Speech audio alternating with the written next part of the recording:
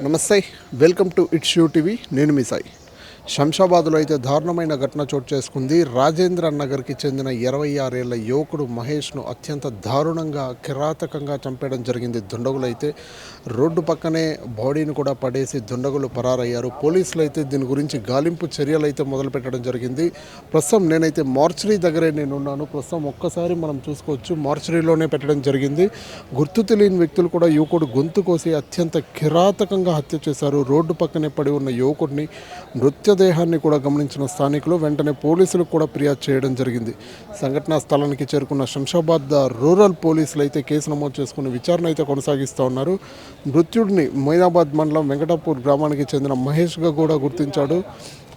బార్బర్గా పనిచేస్తున్న ఈ మహేష్ కోణంలో పోలీసులు విచారిస్తే ఇక్కడ ఏదైతే ఇక్కడ మహేష్ ఉన్నాడో ఇల్లీగల్ రిలేషన్షిప్స్ కారణంగానే మృతి చెందాడంటూ కూడా పోలీసులు అనుమానిస్తూ ఉన్నారు. ప్రస్తుతం మహేష్ని చంపిన నిందితుల కోసమైతే పోలీసులు అయితే గాలింపు చర్యలు చేపట్టారు.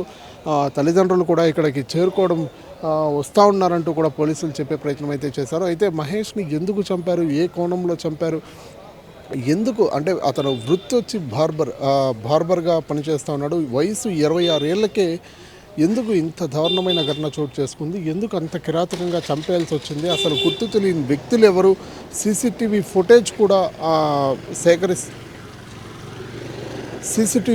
కూడా సేకరిస్తూ ఉన్నారు పోలీసులు. అయితే ఇంకా నిందితులు అయితే పరారులో ఉన్నట్లుగా కూడా పోలీసులు తెలిపారు. ఖచ్చితంగా నిందితుల్ని పట్టుకుంటామంటూ కూడా క్లియర్గా స్టేట్మెంట్ ఇవ్వడం జరిగింది. అసలు ఎక్కడికి వెళ్ళారో కూడా తెలియని పరిస్థితి. అసలు తల్లిదండ్రులు అయితే బోర్న ఏడుస్తున్న పరిస్థితి. అసలు ఎందుకు చంపేశారంటూ కూడా 26 ఏళ్ళు ఇంకా భవిష్యత్తు ఉంది.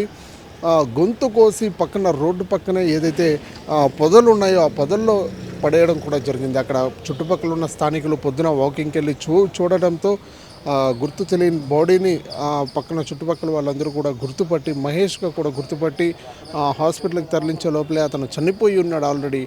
సో దీని గురించి పోలీసులు అయితే కేసు విచారణ చేస్తూ ఉన్నారు. కేసు నమోదైంది. శంషాబాద్ రూరల్ పోలీసులు గాలింపు చర్యలు అయితే చేపట్టారు. ప్రస్తుతం ఇక్కడ మార్చరీ దగ్గర అయితే మనం ఉన్నాం.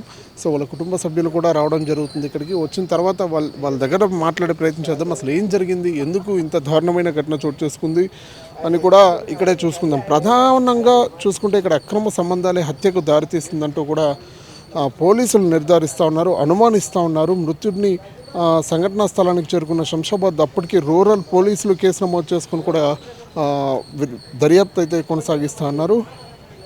శంషాబాద్ రూరల్ పోలీస్ స్టేషన్ పరిధిలోనే కావేలిగూడ గ్రామానికి సంబంధించి కూడా దారుణమైన ఘటన. మహేష్ కూడా ఆ ఏరియాకి సంబంధించి కూడా చనిపోవడం జరిగింది. ప్రస్తుతం మా పోలీసులు ఇక్కడికి వచ్చి మొత్తం ఇన్ఫర్మేషన్ రాబట్టే ప్రయత్నం అయితే చేస్తూ ఉండే పరిస్థితి ఇక్కడ కనిపిస్తూ ఉంది.